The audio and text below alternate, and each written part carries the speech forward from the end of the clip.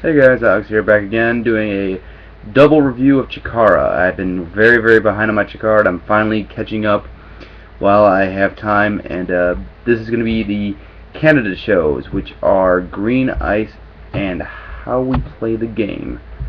That was the third one, right? Yeah. It's How You Play the Game. Okay. These were two Canada shows that Chikara did back in March, I think, right before WrestleMania weekend.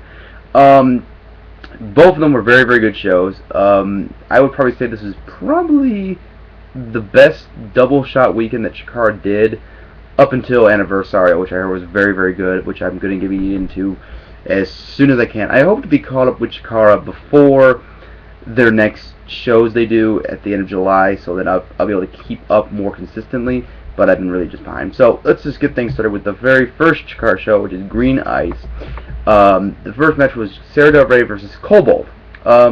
Decent little match, short. Had a nice little story to it, basically with the Batiri being at ringside and interfering the entire time. Finish looked a little sloppy, just how it was positioned, and like it just looked a little flimsy, but it was all right. Decent match, and this was kind of the start of the Sara Del Rey Batiri storyline that Sara Regan later got involved in. 2.25. Not the best way to start a show, but it was alright. Then we had a squared circle match between with Squared Circle was a promotion that ran in Canada where Chikara was at, and it was a 6-man tag. It was a showcase basically. The teams were Josh Alexander, Marquez, Sebastian Suave, Brent Banks, Scotty O'Shea, and Alex Vega. I'm sorry for pronouncing those names wrong. This was a fun trios match. I was actually really impressed with most of the guys here. They all looked good. Brent Banks was my favorite. That guy really was a very good worker.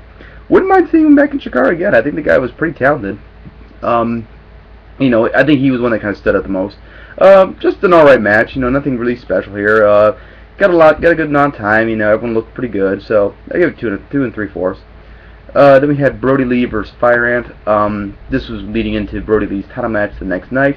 Good match. Gave Brodie a nice match before his title match. So that's always good to give him some momentum. A lot of fun. Cool spots. Fire Ant looked tough. Kept fighting through, even though he's half the size of Brodie. I love. Brodie Lee has probably some of the best squash matches in all professional wrestling. I mean. Even if you can even call them squash matches, really. I mean, the guy's just really, really fun to watch when he's, in a match, even when it's a squash match. So I just really like watching this guy work, and I'm really looking forward to seeing what he's doing in WWE. But I'll give this one 2 3/4 as well. Good match, basically just to set up for the match next night, and like they're doing the whole thing where he was going through guys that were in the 12 large bracket that he was in. So then we had Dasher Hatfield versus Archibald Peck. This was a very, very funny match.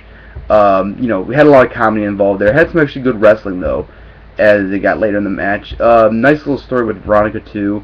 Basically, her flirting with Mr. Touchdown, and, it very much led into a very large storyline I'm sure everyone knows about.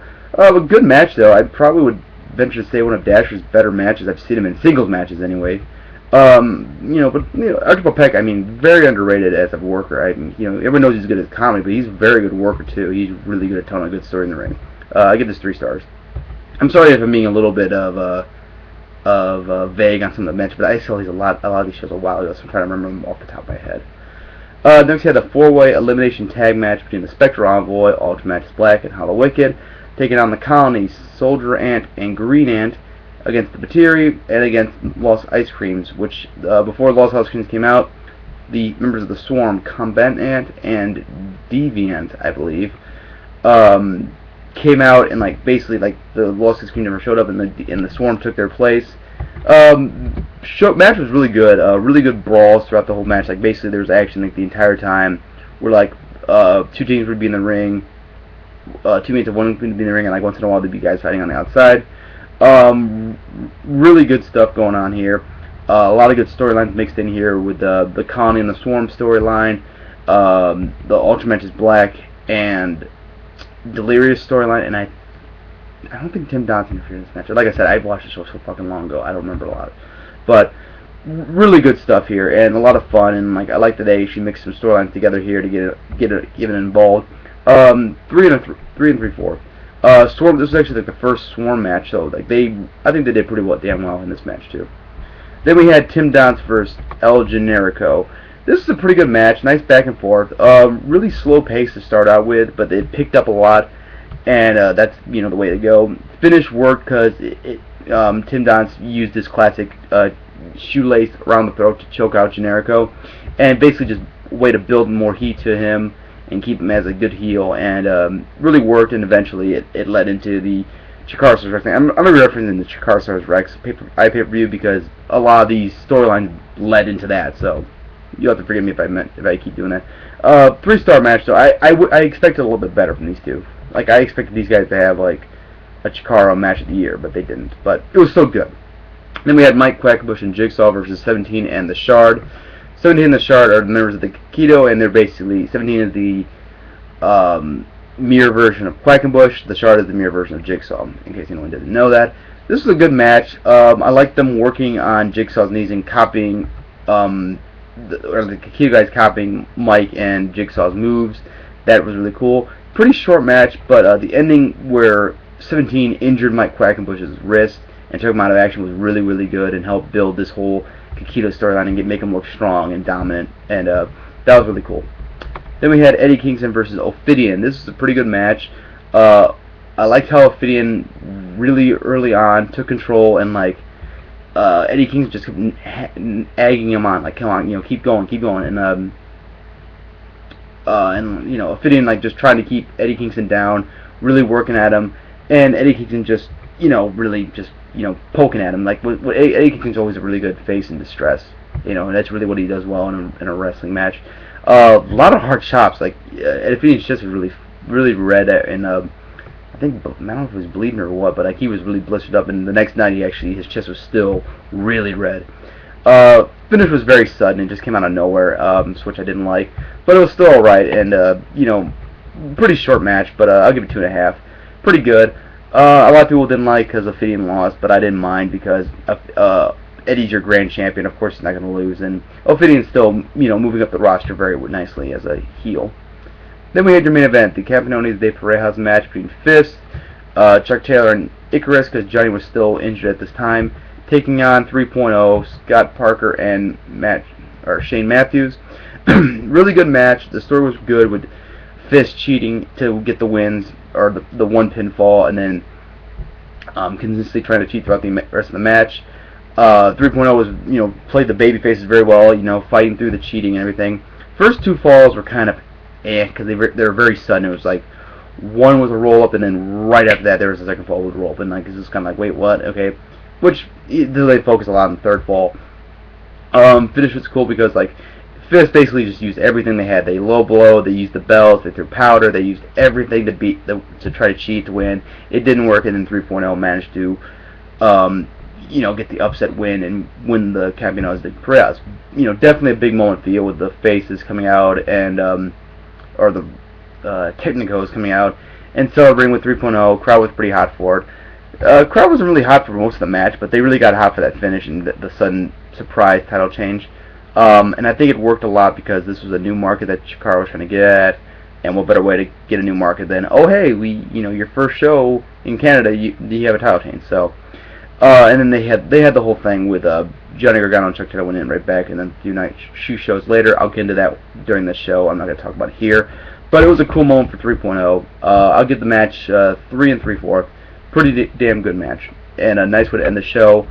All in all, the show was pretty consistent from top to bottom. There wasn't a blow-away match. The main event was probably the best match in the card, but the rest of the card was pretty solid. I'll give the show 7.25 out of 10.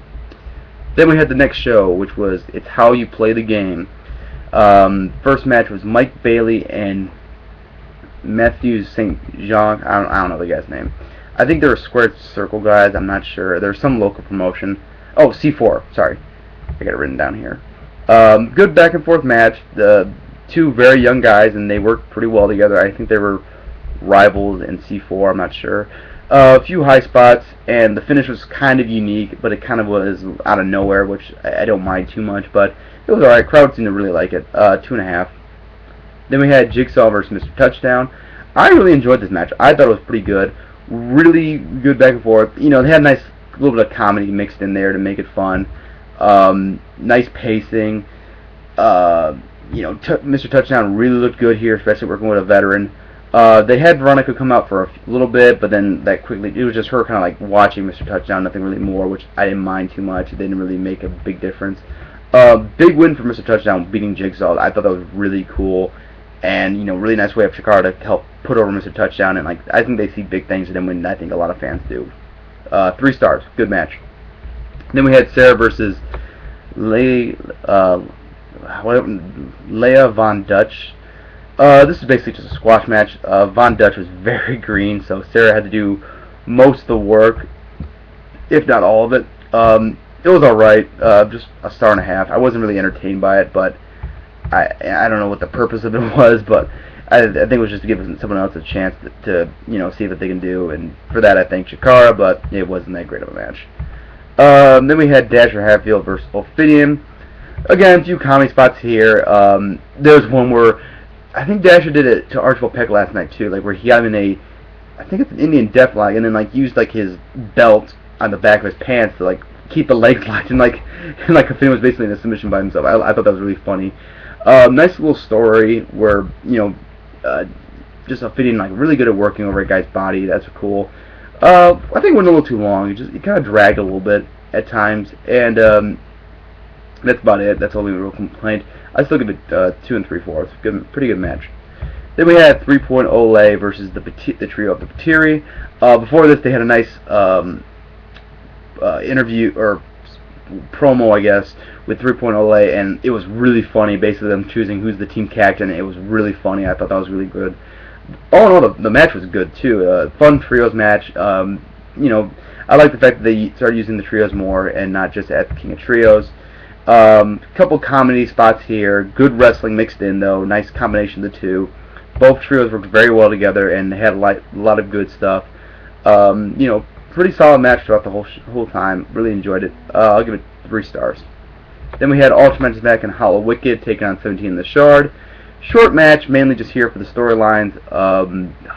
Tim Donst interfered during this match and took the Young Lions Cup from Hallowicked. Delirious showed up and got involved, kind of distracted. You know, it was a couple of storylines here, basically just for that. Not much else. You know, decent matchup. I'll give it 2.5 just for the match, for what was there. Then we had Archibald Peck versus Chuck Taylor. Hands down one of the funniest matches I've ever had the pleasure to sit through. I was laughing so hard during this match. For what wrestling was there was good, but really the stuff that was here was it was a comedy match. This was a classic Chikara comedy match. Really, really funny. I'm not going to spoil any spots here. Go up. This match alone is just worth watching. It's worth, like, this is like one of the best matches on the card, just because of how funny it is and how entertaining it is. I'll give that 3 stars just for how entertained I was throughout the entire whole thing. But really, it's one of the best matches for comedy I've seen in a long time. Then we had Colony, the trio of the Colony versus the trio of the Swarm. Really great brawl throughout this. Like, they were fighting literally the entire time. There was no tags made. There was just fighting, and that's really how you sell the storyline of these two trios being involved in a bitter feud, and it really worked a lot.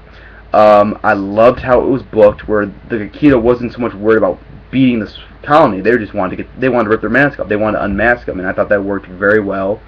Everyone worked very well here.